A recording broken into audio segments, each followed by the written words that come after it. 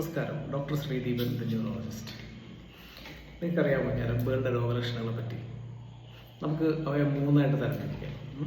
ഒന്ന് സെൻസറി രോഗലക്ഷണങ്ങൾ, രണ്ട് മോട്ടോർ രോഗലക്ഷണങ്ങൾ, മൂന്ന് ഓട്ടോണോമിക് രോഗലക്ഷണങ്ങൾ.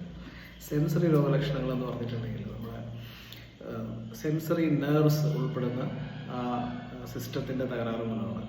അപ്പോൾ നമുക്കുണ്ടാകുന്നത് ഒന്ന് നംബ്നെസ് എന്ന് പറഞ്ഞിട്ടുണ്ടെങ്കിൽ മരവിപ്പ് എന്ന് പറയാം. അതായത് നമ്മളിപ്പോൾ ഒരു ശരീരത്തിൻ്റെ ഏതെങ്കിലും ഭാഗത്ത്, തൊലിയുടെ ഭാഗത്ത് തൊടാൻ നേരത്ത് നമുക്ക് തൊടുന്നതായിട്ട് അറിയുന്നില്ല, അല്ലെങ്കിൽ വേദനയുള്ള ഒരു സ്റ്റിമുലസ് വരുമ്പോൾ നമുക്ക് വേദനയായിട്ട് അറിയുന്നില്ല. അതിനെയാണ് നമ്മൾ നംബ്നെസ് എന്ന് പറയുന്നത്.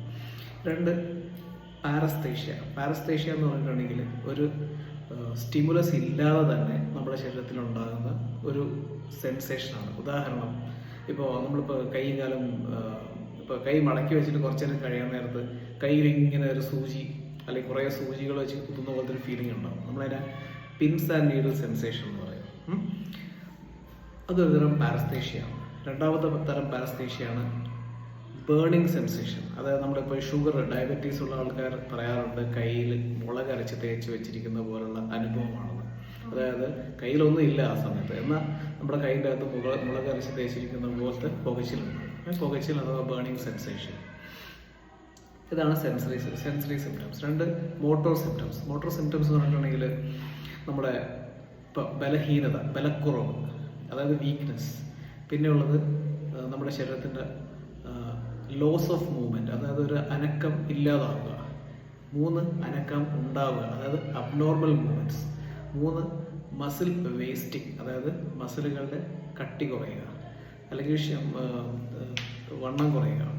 പിന്നെയാണ് മസിൽ ക്രാമ്പ് എന്ന് പറഞ്ഞാൽ മസിൽ പിടുത്തം തുടങ്ങിയ സംഭവങ്ങളാണ് ഈ മോട്ടോർ സിംറ്റംസ് എന്ന് പറയുന്നത്. വേറൊരു മോട്ടോർ സിംറ്റമാണ് ലോസ് ഓഫ് ബാലൻസ്, അതായത് നമ്മുടെ ബാലൻസ് തെറ്റുന്നതിനെ ഒരു മോട്ടോർ സിംറ്റമായിട്ട് കണക്കാക്കാം.